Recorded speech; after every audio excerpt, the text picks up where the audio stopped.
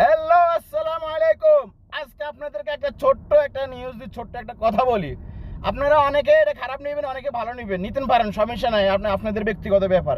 আমি একটা কথা বলবো, এখন ইদারিন অনেকে দুই বিয়ে করে, কারণ কি লেগে আরবি কান্ট্রিতে কোনো 2-4-5 বিয়ে আছে করে, তাই জন্য বাংলাদেশে এখন 1-2 বিয়ে করে, ঠিক আছে। আমি বলবো কি, যদি সে তার 2 বিয়ে করে তার ফ্যামিলি সুন্দর রাখতে পারে, সুন্দরভাবে চালাইতে পারে, নো প্রবলেম। আউট মানুষে কিছু কুবুদ্ধি দিব, কিছু খারাপ বুদ্ধি দিব, আর ভাই এগুলা দিয়ে সমাজে সংসারে একটা অশান্তি লাগাবে।